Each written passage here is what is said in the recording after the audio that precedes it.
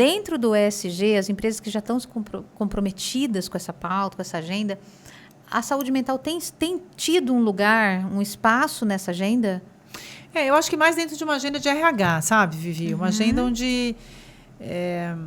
porque eu não estou olhando, não tenho estudado muito isso, tá? Não tenho muitos dados, mas o que eu tenho visto da minha experiência, tá? Primeiro, o que eu acho? Aí uma opinião minha. Eu acho que hoje a questão da saúde mental, ela não é nova, ela só hoje é falada. Ela está visível, vamos falar assim. Se a gente está brincando com o termo de invisível ou visível, ela está visível, né? Então, eu nunca tinha assim, tido colegas próximos meus falando que tiveram ataque de pânico.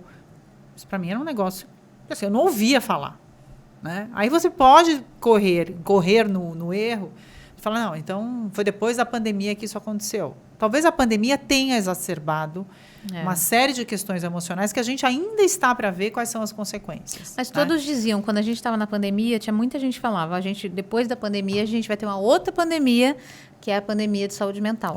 Exatamente porque mudou muita coisa, foi uma mudança muito doida, coisas que a gente nunca viveu. Então, e isso já se falava, os estudiosos falavam que ia ter essa pandemia de doenças mentais. Eu acho que exacerbou, eu acho que já existia. Em 2011, eu tive um afastamento por conta de depressão. Então, eu fiquei 3 meses afastada, tomei remédio por 10 anos de ansiedade, depressão. Né? Graças a Deus, estou livre, consegui. Mas eu acho que sempre existiu. A gente que hoje tem uma visibilidade maior. É que isso hoje acho que entra dentro de um contexto da empresa de uma maneira mais aberta. Né? Onde você tem que se preocupar, você é líder de uma equipe, você também tem que estar atenta a esse tipo de coisa. Isso que é a grande questão da humanização nos ambientes de trabalho, que muito do que a gente... é o que a gente faz aqui, sabe, Ana? A gente tenta trazer temas que façam o líder que está escutando a gente aqui hoje, fala, gente, então peraí, eu tenho que olhar, eu tenho que conversar mais com essa mulher para entender, eu sou homem, não sei como é que é. Como é que é? Me conta.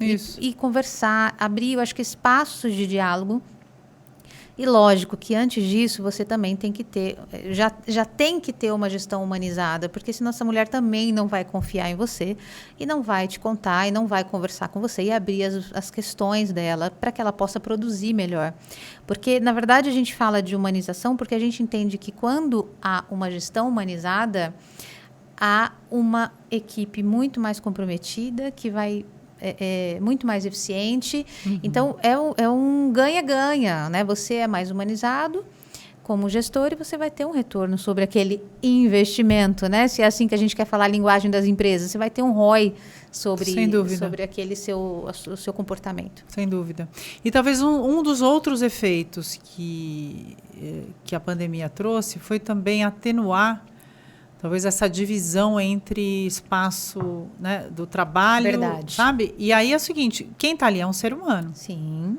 Então, quando você fala de sensibilização desse gestor, é que ele está diante de um grupo de seres humanos que estão ali dedicados em prol de um objetivo e que a gente quer, sim, que eles produzam o melhor que eles possam produzir. Mas, para isso... né? Eu preciso ter boas condições, eu preciso poder entender as particularidades de cada um. Sim. E aí, se a gente pega a questão da mulher, esse ponto que você trouxe, eu acho fundamental, né? De ter esses espaços, de até provocar essa mulher a refletir sobre o próximo passo que ela quer estar na carreira, como é que funciona, quais são as angústias que, de repente, ela está vivendo, sentindo, no momento de vida que ela está, sabe? Porque a mulher acaba sendo muito sensível a essa questão desse momento de vida, né? Se ela vai se casar, se depois ela vai ter filhos. E com o homem isso é um pouco diferente. Acho que tem muita questão. A maternidade é um ponto importante, né? Porque, no fim, cabe muito... É um momento de mudança muito forte, não só da mulher na questão do físico, né? Do processo de gestação, mas também depois do cuidado com esse filho, do qual ela precisa de um tempo ali, de uma dedicação. Assim, é só ela que pode... fazer aquela criança viver pelo meio do leite, né? Exatamente. Então, tem uma questão que é biológica, como você falou. Mas criar esse espaço mais humano, né, dessa troca, é o caminho, viu, Vivi? É um caminho que compreende mulheres, que compreende diferentes grupos, digamos assim, para entender que, neste contexto da organização, eu preciso trazer essa conversa ali para dentro.